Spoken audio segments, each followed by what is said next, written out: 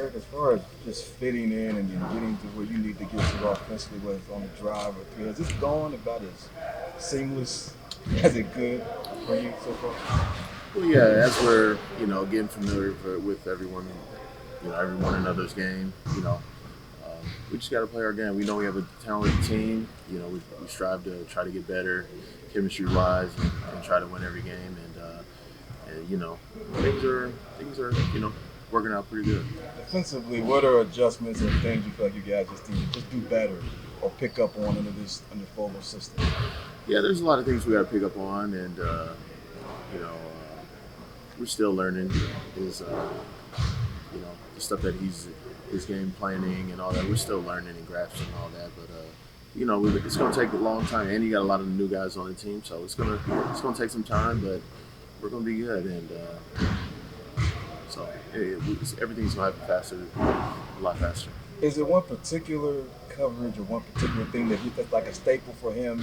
And you're like, we have to get that down in order for us to really do what we need to do defensively. Well, no, sometimes you got to base a lot of this stuff during the season, how well defensively, because we definitely want to be great defensively, where we can just come down and really don't have to run a play and kick it to the open man, so because we got a lot of good shooters on this team. So, defense is a staple. He has a lot of different coverages, and but we're ready for that. Frank had mentioned you were someone that he felt was stepping up as kind of a leader, a vocal leader. What does that look like on a team where there's so many new guys coming in? Well, yeah, I've always a lot of teams that I've been on. I've always been kind of like the peacemaker, like the communicator, between everybody on every team I've been on. And but no, like I said, everybody's wanting to win, and that's the great thing about this coaching staff. Everybody's communicating with the players. I mean, consistently, and a lot of teams don't do that. I've been in this league for a while, and they communicate pretty well. I know it's only been 2 preseason games, but how's it been kind of sharing the court with the 2 other shooters like Grayson and Judah coming off the bench there? It's good because it opens up the floor. I'm able to get to the basket and also try to make plays for them too. And shooting creates a lot of opportunities on the floor. So as long as those guys continue playing well like they have been, it's going to open up the floor for everybody else. Eric, are there any guys who have stood out to you that are really buying into this team and the kind of principles that you guys are putting forth and impressing you? Well, it's hard to tell because we got such a lot of good talent on this team, and the expectations are high. So everybody's here to do well, and I wouldn't say it's no surprise, but we just have a really deep team. Everybody's going to have their sparks and their moments throughout the whole season. When you're attacking the basket with some of those bully ball drives that you had, when did you kind of realize that was something that you could do effectively? Well, I've been doing it my whole career. I've always been able to create my own shot, get to the basket, and shoot threes. Everybody, likes to see me shoot threes because I shoot them from distance, and I take a lot of them. But I've always been able to get to the basket, and I'm going to continue doing it. And so I always take the opportunity at hand. Do you even feel the contact? Because the defender seems to feel the contact. Well, I know I'm strong. I'm stronger than most guards. That's for sure. And but yeah, I love physicality, offensively, defensively, and because when playoff time comes, that's what it's really all about. But that's my game. I like to play physically. To maximize those, when did you really start focusing on footwork in your development? Early on in my career, I mean, it's just all about picking your poison and winning.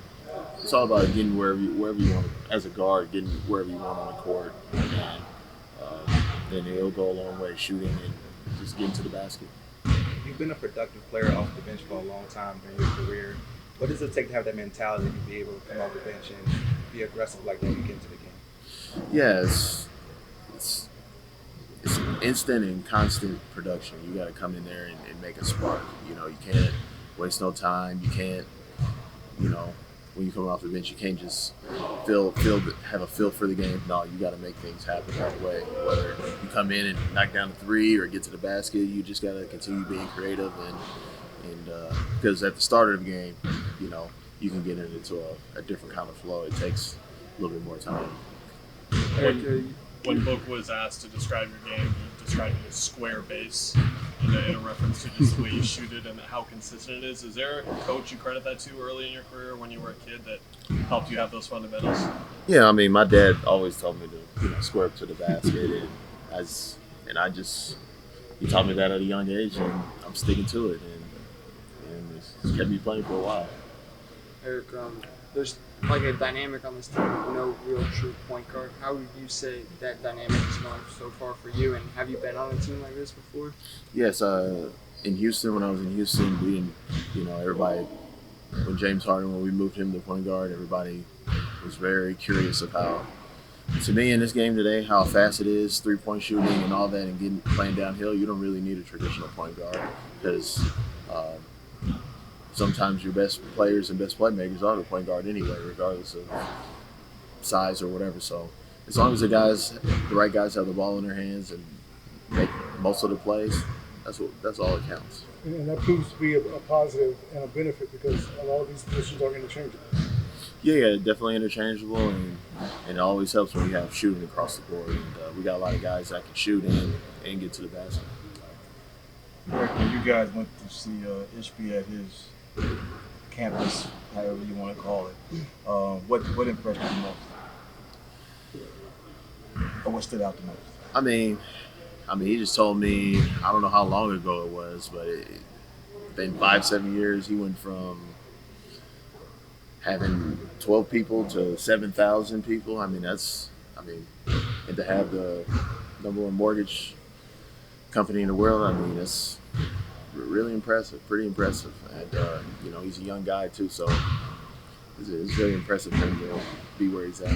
Did you a couple of guys were talking about the covered bridge and said it's like longest bridge in America or something. I don't know, but it really is a long bridge. That's no doubt, and longer than any bridge you go through at an airport or whatever. But no, he has an impressive thing going on, and he's real about having chemistry within this team and what he has going on in Detroit. It's impressive. Thanks, Eric.